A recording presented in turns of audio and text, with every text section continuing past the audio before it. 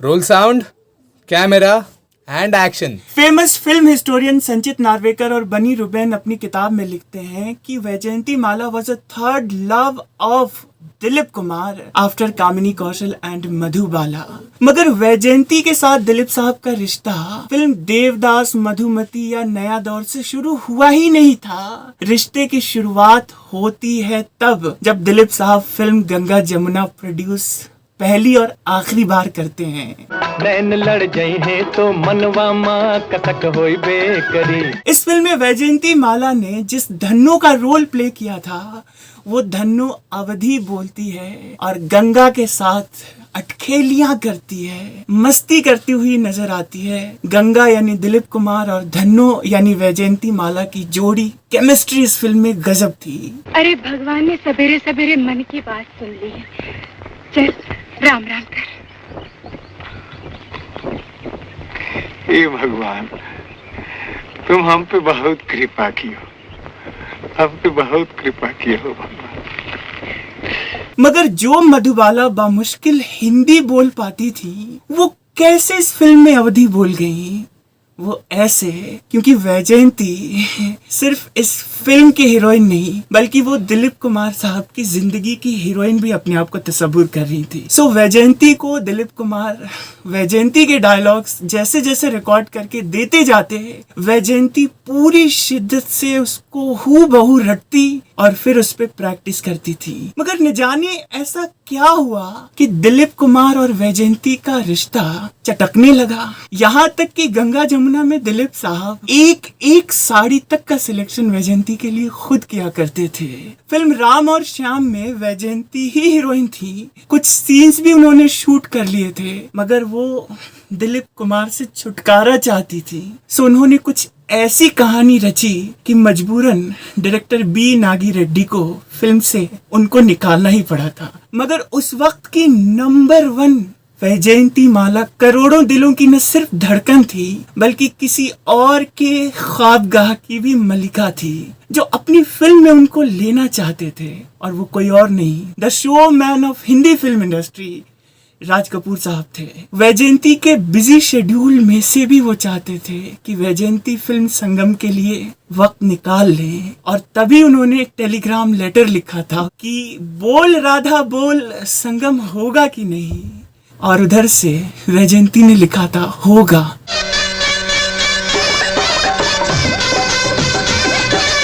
इस फिल्म को कंप्लीट होते होते 4 साल लग गए थे और ये 4 साल बहुत लंबा वक्त होता है किसी भी दिल को अपने गुलाबी अंदाज में फिर से एक नए रंग भरने के लिए। वैजयंती का अब दिल आया था 5 बच्चों के फादर राज कपूर पर और राज कपूर की भी हालत वैसी ही थी जैसे वैजयंती से पहले पद्मिनी को देखकर हुई और फिल्म बरसात से नरगिस को देखकर हुई थी। बरसात में हमसे मिले तुम सजन, तुमसे मिले हम बरसात में। दोनों ऑलमोस्ट शादी करना ही चाहते थे कि कृष्णा राज कपूर जो कि राज कपूर साहब की वाइफ थी उन्होंने फिर बगावत कर दी। और जाहिर सी बात थी जो कृष्णा राज कपूर के 5 बच्चों की माँ थी जिनके गोद में उनका सबसे छोटा बेटा सिर्फ 6 महीने का राजीव कपूर था, उनका हस्बैंड किसी और के साथ अपनी दुनिया आबाद करने जा रहा हो तो उन्होंने रिटेलिएट करते हुए बगावत ऐसे की कि वो बॉम्बे के ही होटल नटराज में अपनी पूरे बच्चों को लेकर शिफ्ट हो गई। कई महीनों तक वो रही वहां पर और अब ये मसला वाकई बहुत ज्यादा संगीन हो गया था। कपूर फैमिली के फैमिली फ्रेंड हुआ करते थे मुल्कराज आनंद साहब और मुल्कराज आनंद जी इस बारी बीच बचाव के लिए आए। सबसे पहले उन्होंने कृष्णा की समझाइश करी और फिर राज कपूर को ठंडे दिमाग से समझाया और इस तरह से मुल्कराज आनंद जी की बातें राज कपूर समझ गए और कृष्णा लौट आई अपने घर पर। मगर वैजयंती के हिस्से क्या आया? एक सक्सेसफुल फिल्म जिसमें उन्होंने राधा का रोल प्ले किया था और 2 बारी टूटा जख्मी दिल का हिस्सा जो अब शायद टूटने के बाद साफ चूर चूर ही हो जाता था। वैजयंती कुछ दिनों के बाद फिर मोहब्बत में पड़ जाती हैं किसके? डॉक्टर चमन लाल बाली जो कि राज कपूर के ही पर्सनल फिजिशियन थे। इस बारी भी मामला वही था। डॉक्टर बाली ऑलरेडी मैरिड 3 बच्चों के फादर थे, मगर वैजयंती जैसे चोट खाई हुई थी।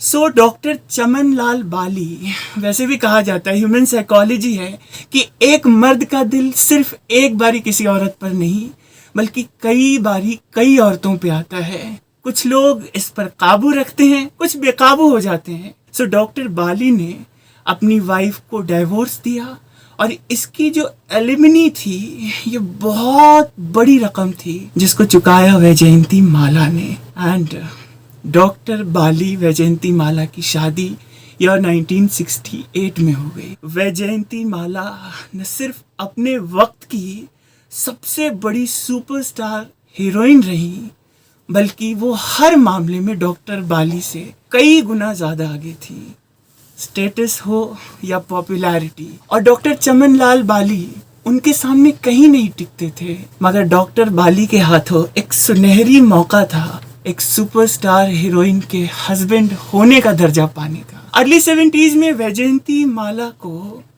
बेटा हुआ सुचिंद्र बाली एंड अर्ली 80s में डॉक्टर चमन लाल बाली की डेथ हो गई। मगर वैजयंती माला के हिस्से क्या आया?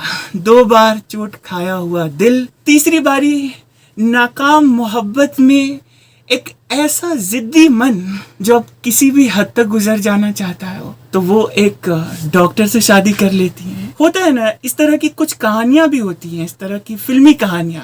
जैसे फिल्म जुदाई की वो जानवी उर्मिला मातोंडकर जो शादीशुदा अनिल कपूर से शादी कर लेती है और अनिल कपूर की जो वाइफ होती है श्रीदेवी उसको एक मोटी रकम देती है। मगर इश्क के मामले में जहां तक किसी ने कहा है, अकबर इलाहाबादी ने ही कहा है, इश्क नाजुक मिजाज है बेहद, अक्ल का बोझ संभाल नहीं सकता। और शायद दिल के मामले में वैजयंती ने अक्ल से काम नहीं लिया, वरना वो समझ जाती थी कि जो राज कपूर आशिक दिल थे उनका दिल कईयों पर कई बार आया, मगर फाइनली वो अपनी कृष्णा के पास लौटे। और दिलीप कुमार साहब के बारे में भी कि जो कामिनी कौशल मधुबाला के बाद भी मुझसे इश्क फरमा रहे हैं, शायद उनके लिए इश्क के रास्ते में कोई और भी हम सफर मिल जाए। अगले वीडियो में आपसे मिलता हूँ किसी और दिलचस्प कहानी के साथ, फिल्म वालों की फिल्मी सी लगने वाली मगर असल कहानी। तब तक कभी किसी से बैर नहीं, क्योंकि कोई गैर नहीं, सब अपने, सारी दुनिया अपनी।